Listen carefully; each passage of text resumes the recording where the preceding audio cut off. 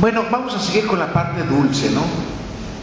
Porque todos hemos visto al Che Guevara como un héroe. ¿Por qué? Porque se ha convertido en un símbolo. Los jóvenes que hoy usan las camisetas con la esfinge del Che siguen sus pasos. Y están totalmente unidos con él en el pensamiento. Entonces hay algo sobrenatural en los símbolos. Y el Che Guevara fue creado un símbolo y un mártir para la causa. Pero el Che Guevara, aquí tengo que leerles un poquito de la ideología del Che. No lo voy a leer, es muy breve, pero no me atrevo a cambiar sus palabras porque son contundentes. Fíjese cómo pensaba él. Era un poquito el estilo. Dentro de la revolución ha habido dos líneas, la dura y la suave, los bolcheviques y los mencheviques, y esos dos, aunque se apoyan y llevan el mismo camino, no se tientan el corazón en desaparecer a los contrincantes. Y escuchen cómo decía este mensaje a la tricontinental. Esto decía: el odio como factor de lucha, el odio intransigente al enemigo, que impulsa más allá de las limitaciones naturales del ser humano y lo convierte en una efectiva, violenta y selecta y fría máquina de matar. Nuestros soldados tienen que ser así. Un pueblo sin odio no puede triunfar sobre su enemigo brutal. Hay que llevar la guerra hasta donde el enemigo la lleve, a su casa. Escuchen esto: a su casa, a sus lugares de diversión, hacerlo total, hay que impedirle tener un minuto de tranquilidad, un minuto de sosiego, fuera de sus cuarteles, aún dentro de los mismos, atacarlo donde quiera que se encuentre, hacerle sentir como una fiera acosada por cada lugar que transite. Eso significa una guerra larga, y lo repetimos una vez más, una guerra cruel. La guerra se puede llevar, vuelvo a la misma imagen de las líneas que llegan a su frente. La guerra se puede llevar con armas, pero también con ideología, y la ideología es el primer punto. Las cadenas materiales se pueden romper, las cadenas, la opresión se puede levantar, pero cuando una idea atrapa a una persona, ya no la puede atrapar, es muy difícil salir. Marx decía: esas ideas y esas cadenas son demonios que solamente se pueden disolver subyugándose a ellos. Estamos entrando a un mundo, de repente brinca Marx, que era ateo, de repente está hablando de demonios, de repente ya está hablando de un mundo espiritual. Siendo ateo hay una incongruencia, pero bueno, no hay problema. El olmo tiene que dar peras, y es la unión de los contrarios. Ya vamos entendiendo el comunismo, ¿verdad? Bueno, vamos con la siguiente. Entonces, ahorita les presento esta foto, esta bella foto de la revolución. Ernesto Che Guevara, personalmente hay un video por ahí que mató como a 170, pero la cantidad de personas que se fusilaron fueron como 17,000 personas en Cuba. Proporcionalmente con las que mató Rusia son casi más por la cantidad de población que tenía en Cuba. Entre Lenin y Stalin, más o menos. Aquí está Raúl Castro dirigiendo un fusilamiento. Un ejemplo de doblez en las personalidades que pertenecen al partido. Rolando Masferrer, este personaje es verdaderamente interesante, porque este personaje trabajó bajo Batista. Una vez que trabajó bajo Batista, porque Batista no era un capitalista, él era socialista, pertenecía al Partido Socialista, y eso lo vamos a ver más adelante. Pero trabajó para Batista, se unió a la revolución, después le hizo el feo Castro y se fue a Miami. Y en Miami se unió al grupo contrarrevolucionario que estaba luchando en contra de Castro. Pero el grupo revolucionario se dio cuenta que él era agente de Castro y lo matan en Cuba. Lo vemos en todos lados. También tiene un elemento que tiene 3 puntos. Si se fijan, también entra en el simbolismo. Los he llevado de la mano, pero vamos a regresar a Cuba. Esta bella dama que ven aquí era hija de Karl Marx, y Paul Lafargue se casó con Laura Marx. Él fue fundador del primer partido comunista en Cuba, o socialista. De hecho, hay un judío que hizo un gran capital en Cuba, se llamaba Moises Taylor, y era dueño del Citibank, porque el primer Citibank que existe nació en Cuba. Pero es una dinastía de gente que importaba esclavos, vendía esclavos, y hizo todo su dinero con los negros y el azúcar. Hoy Cuba es pobre y no exporta azúcar a ninguna parte del mundo. Pero Cuba sigue teniendo esclavos. Este grupo de personas controlan y tienen relaciones a nivel internacional. Es por esto que les estoy haciendo ver las cosas de diferentes ángulos, porque la revolución cubana y Castro no estaban aislados. El Che no estaba aislado en Argentina, tenía relaciones internacionales, familiares y políticas. Otro personaje es Brum, el que fue derrocado por Batista. Fue derrocado, luego vinieron otros 2 personas y luego volvió a ser tomado. Y este personaje de aquí es Raúl Castro, su ahijado, la misma familia. A mí me impactó mucho ver esto. Y esto, ahí está, Federico Landeros Brum con Batista. Lo ven de frente. Y este es un periódico, y este es Raúl Castro, que era el ahijado de Batista. Por eso dicen que Castro y Batista no fueron muertos, pero hay un común denominador entre Castro y el Che. Hay varios comunes denominadores. Castro era de una familia un poco desorganizada, igual que Che Guevara, también de una familia rica que tenía $500,000, pero sin embargo vivían casi en una posilga. Entonces no se entiende esa manera de vivir, como que estaban preparados para esa revolución tarde o temprano. Tito Castro.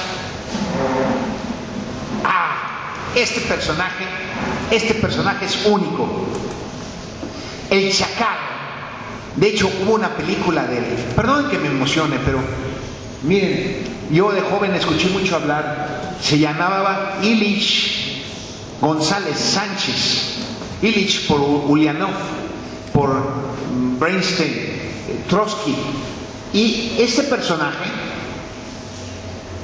hacía terrorismo a nivel mundial, pero aquí quiero hablar del movimiento internacional. Fíjense, este personaje hoy en día, pero no hay revolución que no empiece con sangre, a diferencia del cristianismo. La sangre que se vierte es de mártires, y la revolución, tanto sea islámica o tanto sea cubana o tanto sea mexicana, nace del pueblo y de gente que no tiene vela en el entierro. Pues este es uno de los atentados que hizo Ilich González Sánchez, el Chacal, que aquí ya lo ven a los 80 y tantos años de edad. Esta es una foto reciente. Acaba de ser juzgado nuevamente en París porque los atentados, él era venezolano, y resulta que estaba haciendo atentados en todas partes del mundo. La red terrorista trabajaba en todas partes. De hecho, muchos se entrenaban, por ejemplo, las brigadas rojas italianas entrenaban en los campos de tiro de Yasser Arafat. Y todos estos, el terror, se van uniendo. Trabaja en la zona urbana, donde hay gente, y el terror trabaja contra civiles. Y es una manera de ir domando, pero es una manera de cumplir con lo que dice el Che Guevara. Debe de existir un terror en todas partes. Durante esta investigación yo estaba lastimado y vi la televisión en la noche y me di cuenta que a la hora de las noticias había 5 programas de narcotráfico, de secuestros y de muerte. Estando en la casa me dice mi mamá: oye, ya cámbiale, ves puras cochinadas. Y entonces le cambio y resulta que la misma escena que estoy viendo en la televisión la estoy viendo en las noticias. Fíjese, el terror nos está llegando por otros medios, por las ideas, nos están aterrorizando. Caso de Yotzinapa, resulta que esto va junto con Yotzinapa,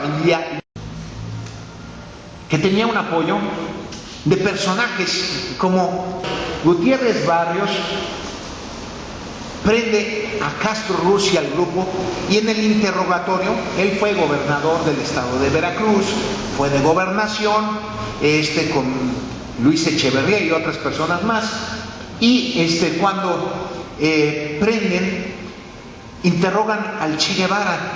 A todos dicen que no son comunistas, pero el Che es el único que dice que sí es comunista, y empieza a hablar sinceramente que él es comunista leninista. Y el juez, cuyo nombre no recuerdo, lo empieza a discutir. Bueno, ¿y por qué eres comunista? Estás idiota. ¿Cómo quieres estar comunista si eso no sirve? Y empieza a defender sus ideas el Che Guevara. Es el único que defiende el Che Guevara. Y viene lo incongruente de los medios de comunicación. En esa época resulta que la gente dice que no sabían si era comunista realmente. Y los Estados Unidos lo presenta a él y a Castro y a todos ellos como demócratas, que es válido porque la democracia es la fuerza del pueblo y el comunismo viene de una fuerza del pueblo, entonces es democracia. Un símbolo y un mártir, se buscan los mártires, y el Che Guevara murió traicionado, pero también es un mártir de la causa. Y los muchachos de Ayotzinapa son mártires, y son mártires de la causa, pero tienen que servir para llegar al poder. Una muestra de las relaciones internacionales es el caso del primer partido comunista en México, con Alfaro Siqueiros. Director del primer partido comunista en México. Pero él no actuaba solo, porque siempre tienen a alguien detrás, y vino un judío de Perú, Jacobo Hurwitz. Él trabajaba para estas ligas, Liga Antiimperialista, Socorro Rojo Internacional, que también trabajó en Cuba. Jacobo Hurwitz vino a dirigir el Partido Comunista y a darle el dinero. Igual que Fabián Gorbat, miren, aquí Jacobo Hurwitz está acá atrás, pero fíjense cómo cambia. Manos afuera de Nicaragua. Resulta que es Nicaragua. ¿Qué hace una persona, un peruano en Nicaragua? Y fíjense cómo es una descendencia familiar. Su papá, de Jacobo Hurwitz, su abuelo, me parece ser, estuvo en la Guerra Civil Norteamericana y trabajó con los del norte contra los del sur. Dice Fedor Dostoyevsky que el problema comunista no es un problema económico, es un problema religioso. Entonces, a partir de ahí podemos... El Che Guevara, dices, pues yo no conozco partido comunista o de izquierda que no tenga una bandera roja. Y si no falta la bandera, tampoco falta la sangre derramada del pueblo que es sometido a la tiranía del Estado. Bueno,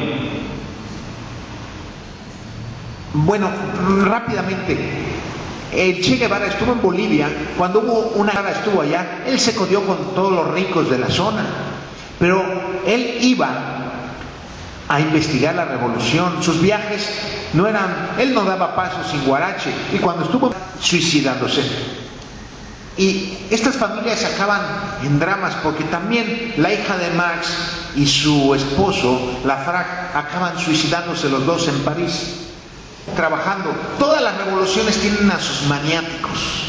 Lenin, Stalin, todos han tenido sus maniáticos, pero a sus maniáticos tarde o temprano hay que eliminarlos, porque esa gente criminal, entonces las revoluciones siempre acaban guillotinando a sus héroes. Conocen esta marca todos, ¿verdad? Arm & Hammer. Es una marca de bicarbonato que ahora fabrica detergente para ropa.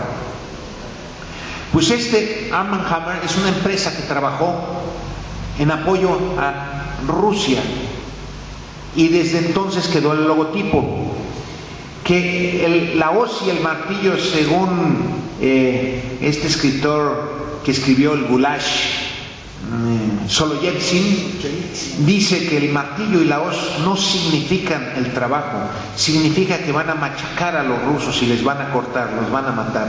El verdadero significado. Alguna vez vi un hombre que tenía la Santa Muerte y me di cuenta que tenía también una hoz y un martillo. Entonces, tiene un significado político, esotérico, violento. Sigue siendo la revolución. Con esto les hago ver que la ideología del Che Guevara es una ideología muy vieja. El Che Guevara era un aristócrata, era un gran político porque conocía los pisos.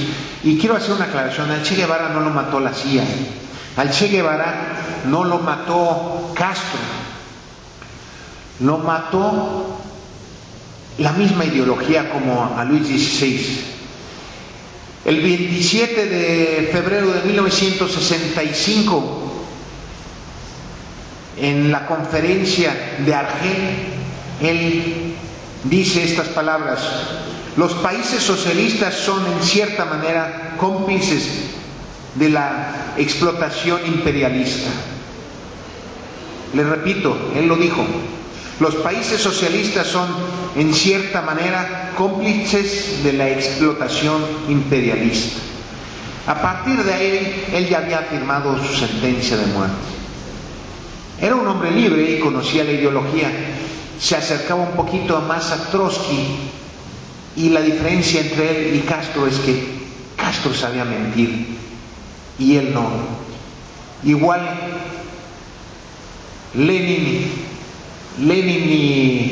y su hermano Alexander Ilich y su hermano no sabía mentir, y él quería hacerlo por la violencia, y lo mató el zar. Lenin supo mentir y llegó al poder. Pues en este caso al Che Guevara lo lanzan a la guerra, lo dejan indefenso, y dentro de sus mismas filas había traicioneros que lo dejan solo a la muerte. Entonces el mismo partido político, igual que todas las revoluciones, la misma revolución le cortó la cabeza. Pues la verdad es un hombre que nos permite admirar, porque la juventud es el momento de cambiar al mundo. Y cuando nos presentan esa película del Che Guevara en su viaje en motocicleta, pues todos quisiéramos ser ese joven que cruza fronteras, llega a todo eso. Pero hay que ser como el Che, hay que ser aristócratas, hay que tener razones y motivos, pero no hay que encadenarnos, como dice Marx, con esas cadenas que son demonios, que solamente subyugándose a ellos puede uno dominarlos. Entonces, pues Dios lo tenga en su gloria.